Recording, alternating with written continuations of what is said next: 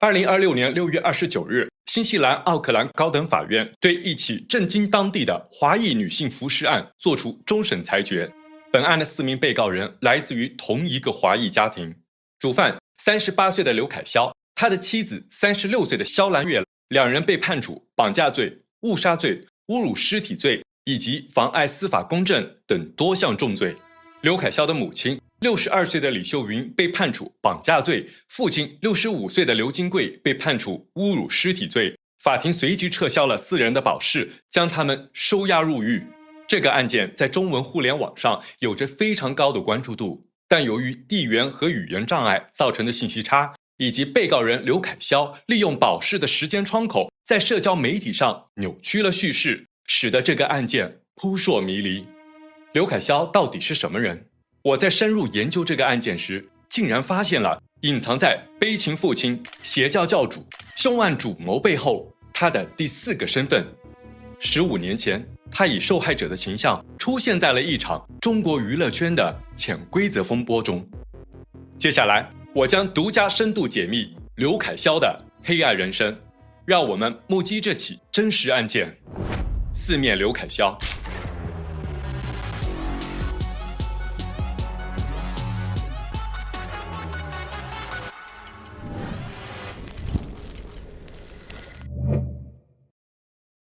大家好，我是云奇，目击黑暗，更清醒生活。这是一个无 AI 的频道，欢迎你成为真实案件目击者。现在，我们去到案件的发生地——新西兰奥克兰。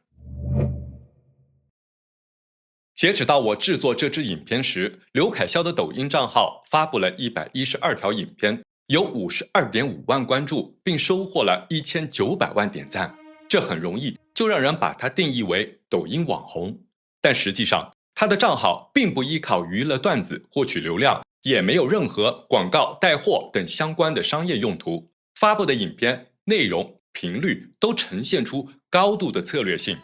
我们先来仔细研究他的频道。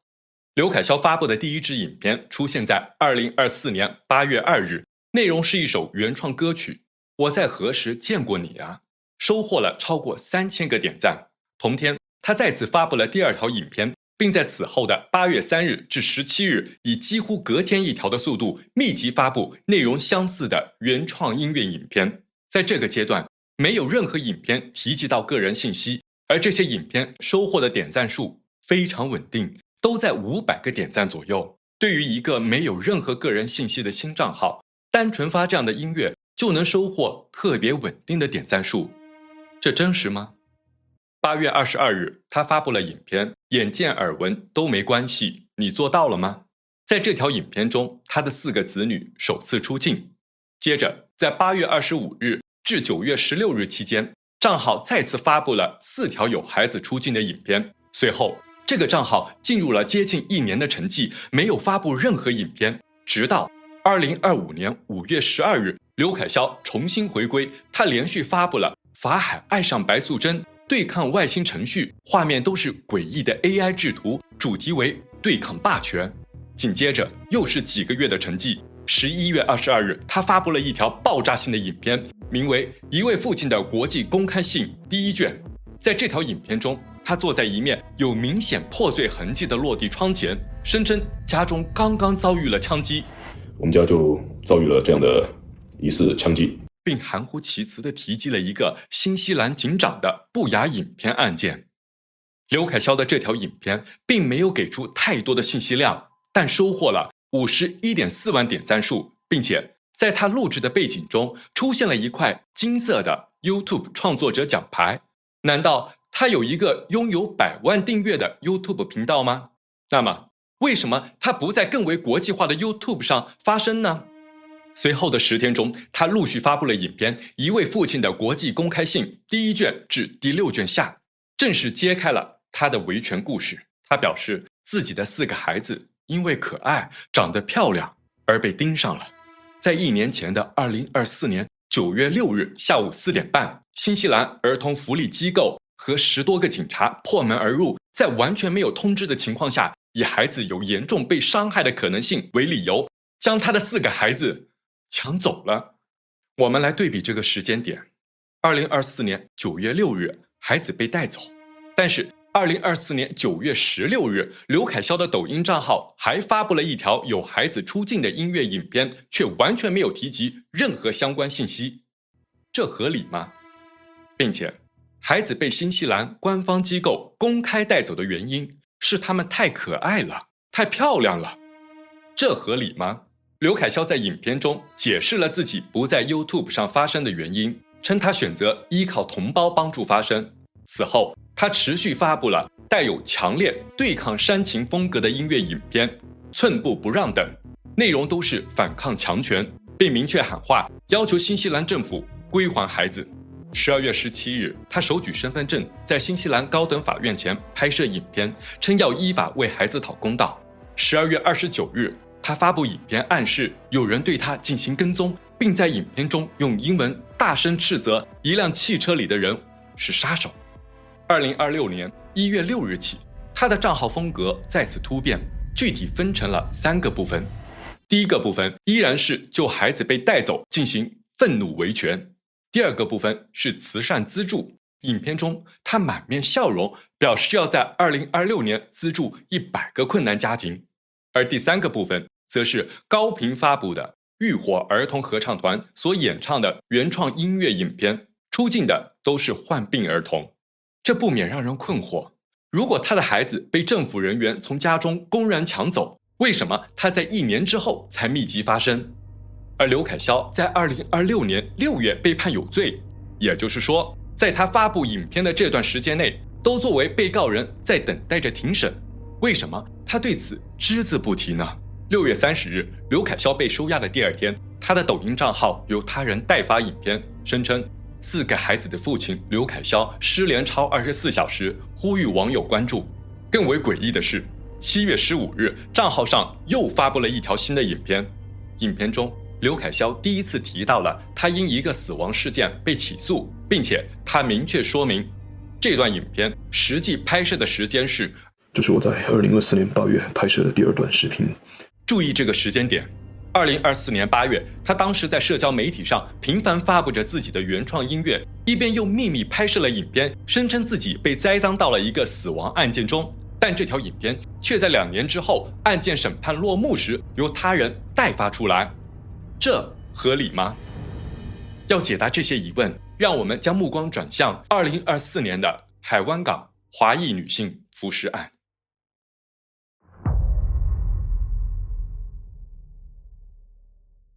2024年3月12日，新西兰奥克兰北部的海湾港码头附近，一名叫保罗·米德尔顿的钓鱼爱好者在水面发现了一个漂浮的黑色塑料袋。保罗把袋子撕开了一个口，震惊地发现里面露出了一只属于人类的手。他随即向警方报案。最先抵达现场的警员切尔西证实，该塑料袋散发出刺鼻的腐败气味，袋子沉重且包裹紧实，透过袋子的裂口可以看到一具呈蜷缩状态的人类遗体。随后，警方正式启动了凶案调查，命名为“游行行动”。探员汉娜证实，装有遗体的袋子被包裹了5层，死者的遗体被黑色胶带横向和纵向多层缠绕，强行捆绑并折叠成胎儿蜷缩状态。死者的面部、手腕和脚部同样被胶带紧紧缠住。3月13日，警方对死者进行了尸检。尸检报告显示，死者身长160厘米，体重仅25.6公斤，双臂、手腕、面部以及后脑部位均发现了生前遭受钝器伤害的痕迹。由于遗体已中度腐败，无法判定确切死亡时间，也无法给出明确的医学死因。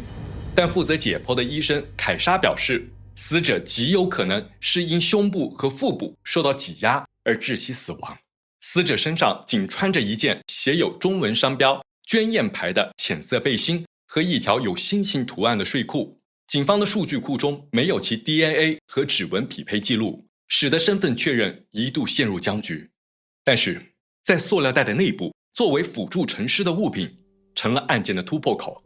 总重量超过15公斤的花园石料被装在了2个太阳米品牌的10公斤装大米袋中。这个品牌的大米袋上有特定的生产序列号，警方据此查到了销售超市，记录显示，有人反常的一次性购买了15袋该品牌的大米，购买人正是刘凯霄。马克伦佛里探长继续追查，发现刘凯霄的妻子肖兰月的银行账户中有购买50袋花园食料的消费记录。警方通过调取加油记录，锁定了刘凯霄名下的一辆白色奔驰旅行车，车牌识别系统显示，这辆车不仅出现在了购买大米的超市，也在无名遗体被发现的前2天多次深夜出现在海湾港码头附近。监控录像拍摄到，曾有5人在这辆奔驰车附近走动，并拉着一辆疑似装有沉重包裹的婴儿车。根据这些线索，警方将重大嫌疑锁定了刘凯霄和肖兰月夫妇，但因为死者身份仍未查明，警方并没有实施逮捕，只是展开了暗中监视行动。时间来到了2024年6月30日，海关预警系统显示，刘凯霄夫妇突然购买了单程机票，并携带一名1岁婴儿，企图在奥克兰国际机场出境。为了防止嫌疑人脱逃，警方在登机前最后一刻以侮辱尸体罪将2人截获，并紧急逮捕。法庭在2024年7月1日允许刘凯霄夫妇进行居家保释，但必须上缴护照，禁止离境。同天，警方对刘凯霄的住宅进行了搜查，警探贝斯贝茨发现了一张入境人员记录，指向了一名于2023年8月持旅游签证独自从中国飞来新西兰的70岁中国籍女性王淑来。经过 DNA 比对以及中国警方的协助，新西兰警方终于确认了海湾港无名女尸正是70岁的中国海南籍公民王淑来。这个时候已经是2024年的10月31日，当时刘凯霄正在他的抖音上密集发布着原创音乐影片，完全看不到任何他深陷死亡案件的痕迹。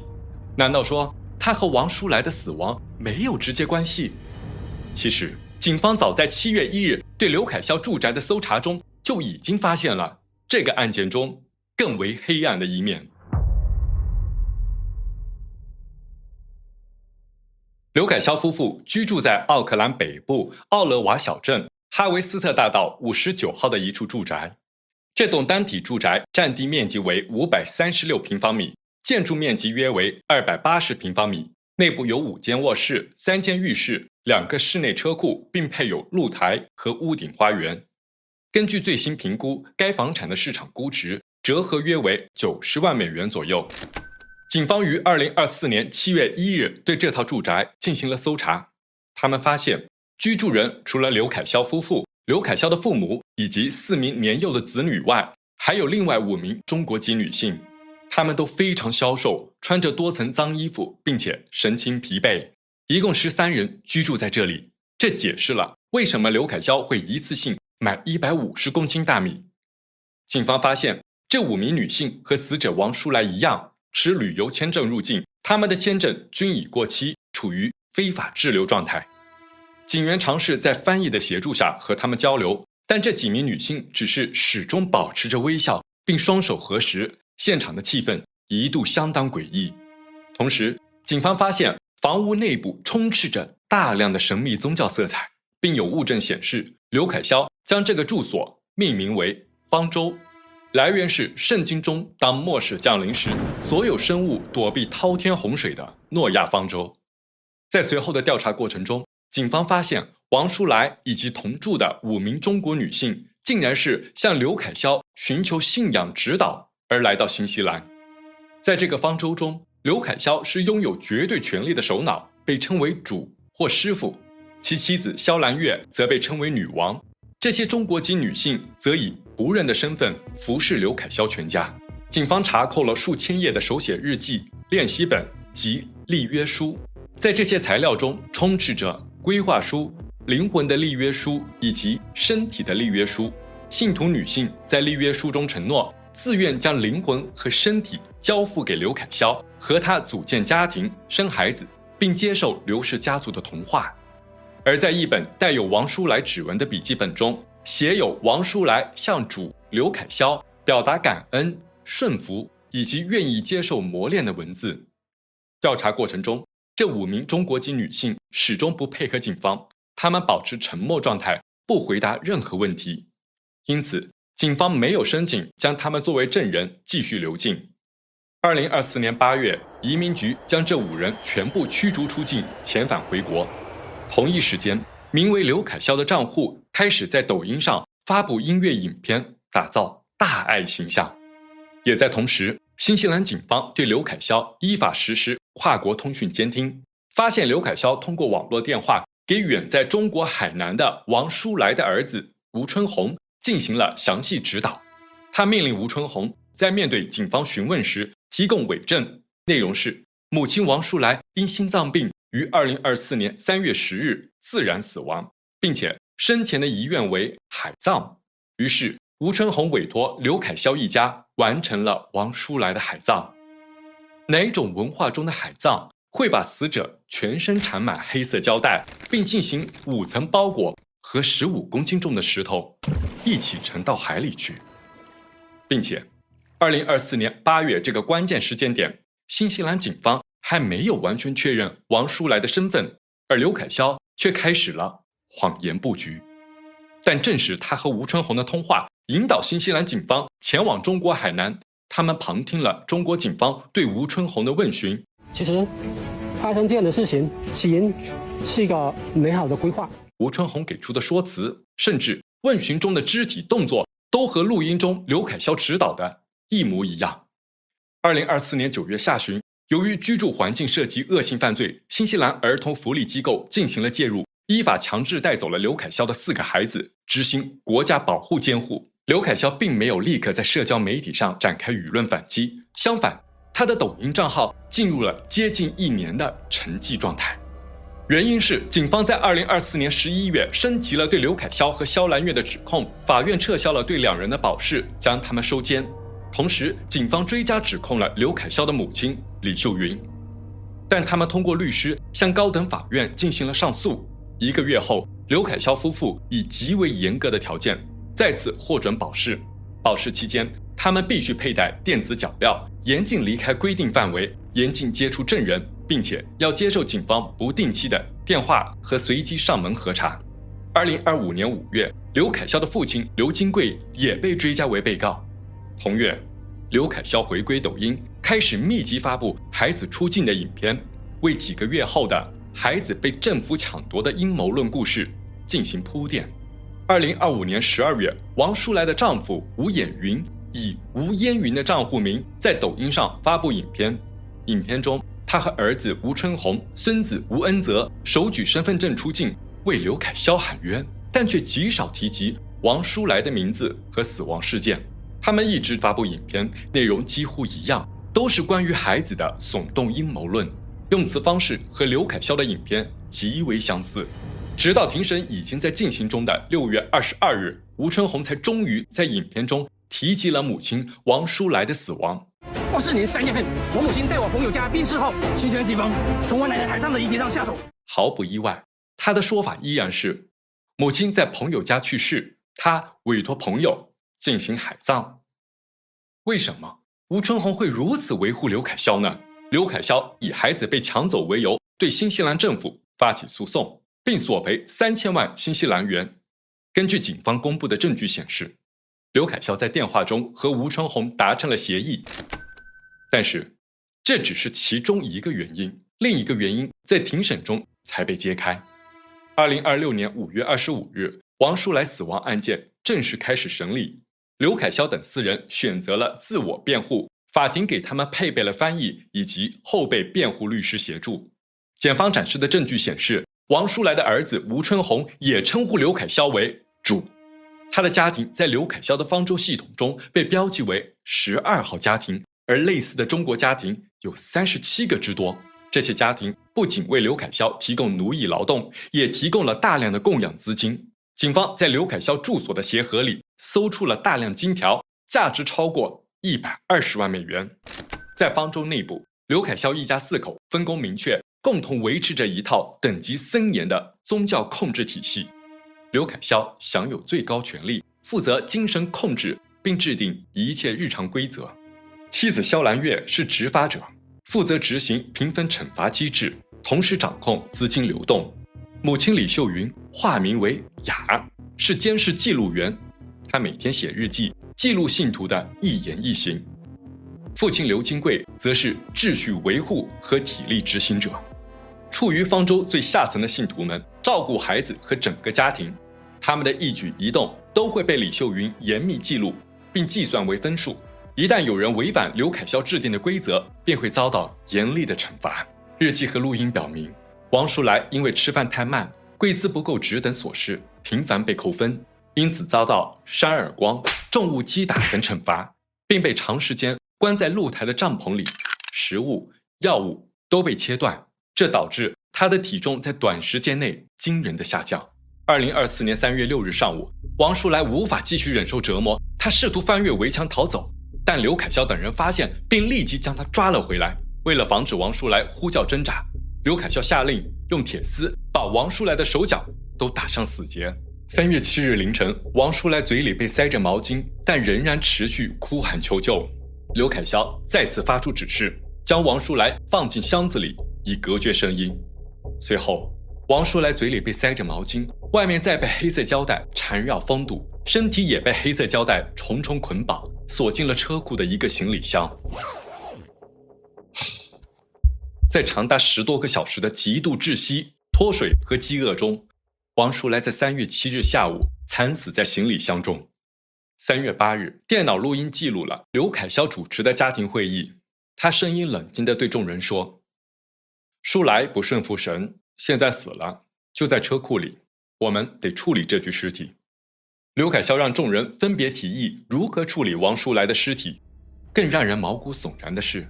录音显示刘凯霄7岁的大女儿也出现在这场尸体处理会议中。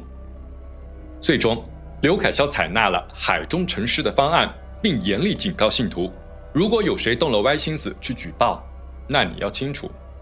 你也是一样的结局。王淑来的遗体被折叠捆绑，塞入了5层塑料袋中，绑上了装在太阳米袋中的15公斤园艺石料，由刘凯霄驾驶奔驰旅行车带着另外4人一同进行了抛尸。新西兰当地媒体对案件进行了追踪报道，法庭上呈现的证据显示，很多录音证据是刘凯霄自行录下的。为什么他要留下这些有可能会指证自己的录音呢？这个答案得追溯到15年前。新西兰中文先驱网发现，刘凯霄在15年前曾登上过中国电视选秀节目《中国达人秀》第2季的舞台。当我跟随这条线索继续深入挖掘时，意外发现了刘凯霄更多的黑历史。以下是新西兰中文先驱网对刘凯霄参加达人秀节目时的报道。2011年，基督城大地震夺走了185条鲜活的生命，而在地球另一端的中国，一个年轻男子登上了当时中国最火热的选秀节目《中国达人秀》。他讲述了一个煽情的故事，自己的未婚妻在基督城地震中不幸殒命，而他表演的曲目《月光婚礼》就是为了纪念女友。他在蒙着眼完成表演后表示，自己仍然能在脑海中看见他的身影。但当时23岁的刘凯霄在初赛阶段就被淘汰。顺着这个线索，我尝试去寻找刘凯霄当年参加节目的影像资料，却发现2011年刘凯霄参加达人秀节目时使用的是艺名潇潇。被淘汰之后，他在新浪微博上以潇潇人间的账户名激烈声讨节目组的不公黑幕。根据我找到的网络痕迹，一名网友转贴了刘凯霄的声讨内容。4月，上海达人秀节目请我去录节目，他们说今年最重视我这个节目，要我配合，但我不愿意。某位姓吴的女导演每天下半夜都会来到我的酒店房间和我说说话，在房间里洗澡，在我床上睡觉。我在上海也不认识谁，当然不敢得罪他们。虽然我不敢赶他走，但我也绝不会屈服。潇潇人间在微博上展开了一系列的维权行动，其用词、表达方式和刘凯霄当下在抖音的维权十分相似。根据这张他的微博截图显示，他转发了东森新闻的一则相关报道。我找到了他转发的这条影片，这是一条对着电视转录的影片，内容是潇潇，也就是刘凯霄接受东森新闻的采访。他说，参加节目时的场景是节目组设计编造的，并要求他表演落泪煽情，他不肯配合落泪，于是遭到淘汰。当着那么多人面前掉眼泪，那就不是一个男人了。我坚决不会做到。你一哭出来，他们就说 yes， 让你通过了，你成功了。他的未婚妻在新西兰地震中丧生的故事是节目组编造的吗？还是说这个故事是真实的，但只是因为他不愿意配合落泪，就被节目组淘汰了？潇潇没有在采访中明确说明，并且当记者问到他是否接受了女导演的潜规则时，我们有发生关系吗？肯定不可能的。但诡异的是，就在同一个采访中，他又拿出了一段录音，声称录音中的女性声音就是女导演。女导演明确表示和潇潇发生了关系。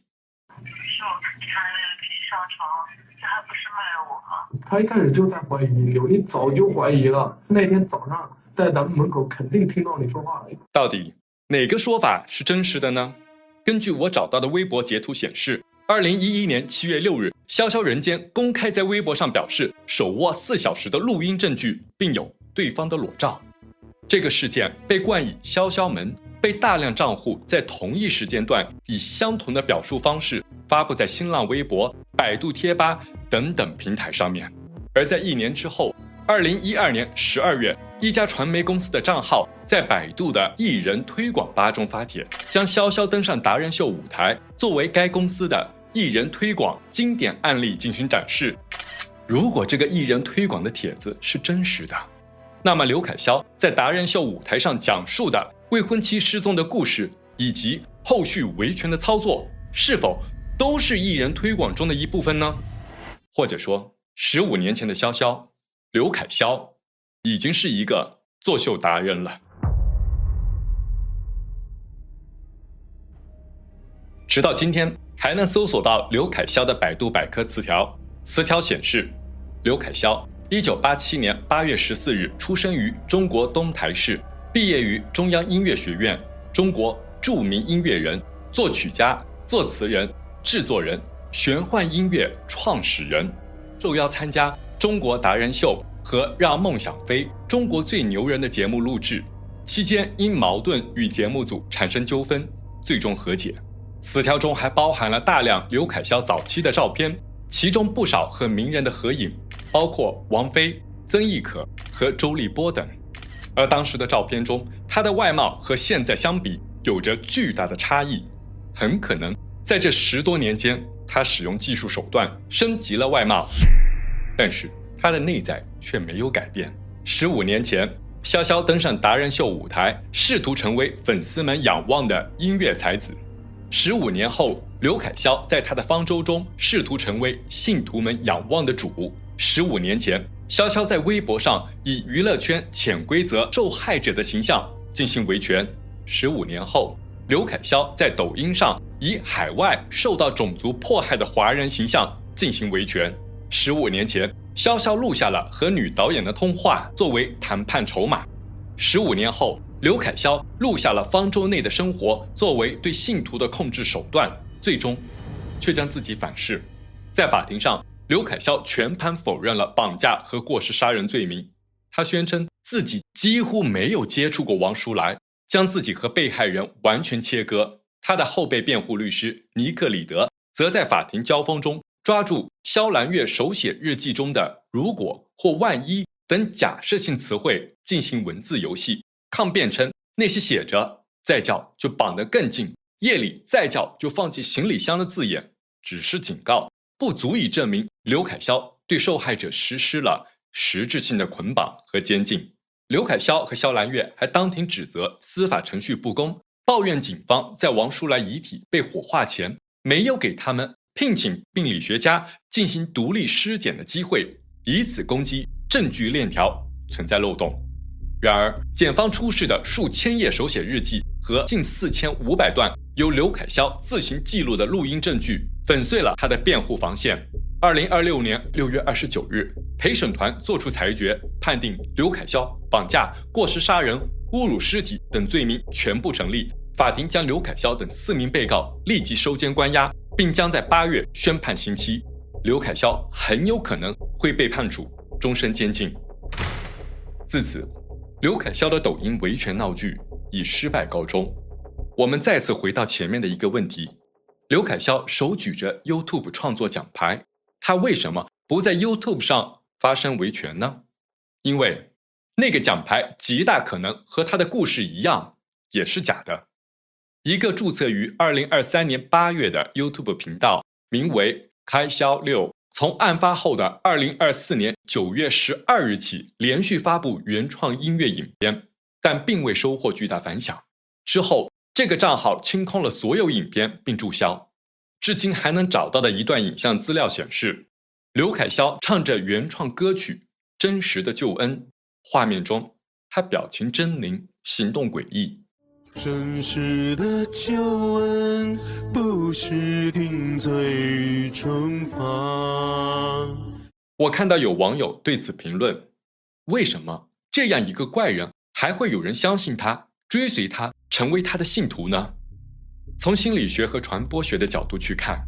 这些内容本质上是一张高精度的受众筛选网。刘凯潇通过这些反常识的内容和形象，精准过滤掉拥有正常逻辑的人，筛选出那些特定的弱势人群。目标一旦被吸纳，进入到封闭的方舟环境中，只会催生出更大的狂热崇拜和精神依附，而这也是所有邪教运作的底层逻辑。我隐隐中有一个预感，刘凯潇的故事还没有真正落幕，也许未来某一天，我们还会在新闻上看到这个名字。你觉得呢？感谢你看到这里，每集影片都花费很多的时间和精力制作，你的点赞、评论都会帮助到这个小小的频道，让我们可以继续目击黑暗，更清醒生活。我是目击者云奇，我们下次再见。